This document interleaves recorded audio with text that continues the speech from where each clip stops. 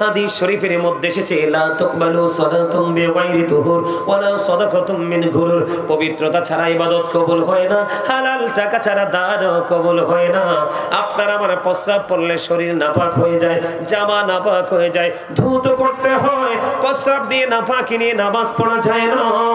ও বন্ধু, নবীজি এমন একটা রহমত, নবীজি এমন একটা নিয়ামত উম্মতের জন্য।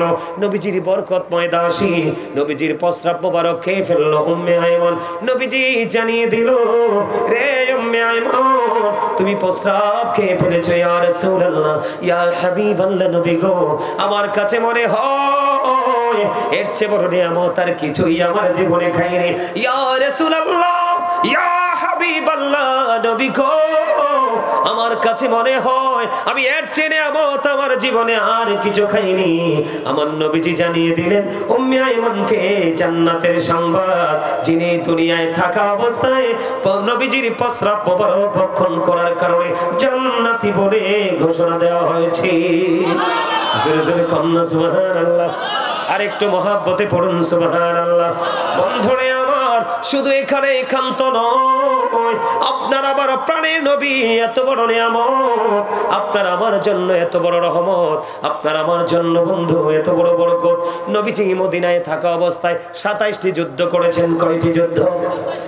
27টি যুদ্ধ করেছেন। এর মধ্যে সবচেয়ে বড় যুদ্ধ হলো উহুদের যুদ্ধ।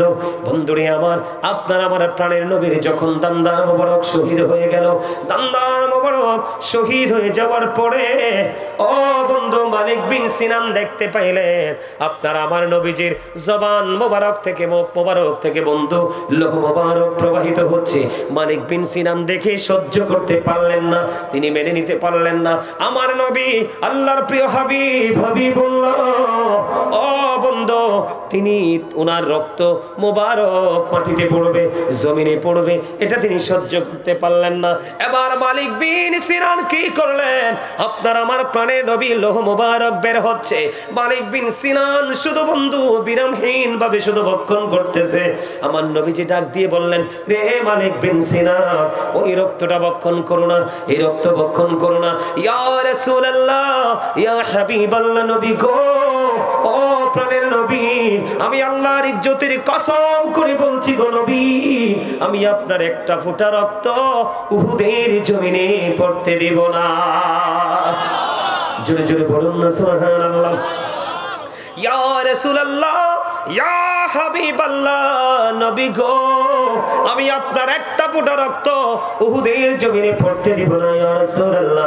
এই কথা বলার পরে বন্ধু মালিক বিন সিনান নবীজির রক্ত মোবারক চুষতে শুরু করলেন, নবীজির রক্ত মোবারক ভক্ষণ করতে শুরু করলেন। ওই পর্যন্ত নবীজির লোহ মোবারক খেতে থাকলেন, যেই পর্যন্ত নবীজির এই পবিত্র জবান থেকে পবিত্র রক্ত মোবারক বের হতে লাগলো। এই করতে করতে করতে করতে মালিক বিন সিনান পুরো রক্তটা যখন ভক্ষণ করে ফেললো, আমার নবী গোটা পৃথিবীকে জানিয়ে দিল, রে পৃথিবীর আমার উম্মত, তোমরা দুনিয়ায় যদি কোনো জান্নাতি মানুষ দেখতে চাও তাহলে মালিক বিন সিনানকে দেখে নাও। জোরে জোরে বলেন না ইয়া রাসূলুল্লাহ, ইয়া কাউসার চন্দ্রসুগিরে। তুমি এত দূরে বসছো কেন? তোমার তো স্টেজে আসার কথা। এদিকে এসে বলো, উপরে আসো, আসো, এদিকে এসো। তোমার লগে বুট খাওয়াটা লই যাইতে তারে 5 কেজি বুট কিনা দিব আমি যাওয়ার সময়। হ্যাঁ আসো, দুজন মিলে আসো, আসো। খাইতে পারছো, শরম কিসে? আসো। আচ্ছা, বুট খাইলে কি দোষ হয়? কথা বলেন, বুট খাইলে কি দোষ হয়? দোষ হয়েছে মাহফিলটাতে খাওয়াতে, ওয়াজ চলাকালীন খাওয়াতে দোষ হয়েছে, নাইলে কিন্তু দোষ হইতো না। হইতো? কথা বলেন, আপনারা বলেন, এদিকে তাকান, এটা কি খাওয়ার জায়গা? কথা বলার জায়গা? আরে ভাই, এটা তো একটা ক্লাস। এটা কি? যেখান থেকে দুনিয়ার শান্তি এবং পরকালের মুক্তির তথ্য আমরা নিব। এখানে থাকতে হবে অত্যন্ত গভীর মনোযোগ নিয়ে, ঠিক না? আরো জোরে বলেন, ঠিক আছে না? এই এন্দি বসো। এটা কই বুট খাইনাটা আইছে? আচ্ছা ঠিক আছে, এটারও বসো। আপনার সামনে আসেন। পিছে বসলে কেমনে হয়? দেখা লেখা লাগবে, সামনে এসে বসেন। আরে সামনে,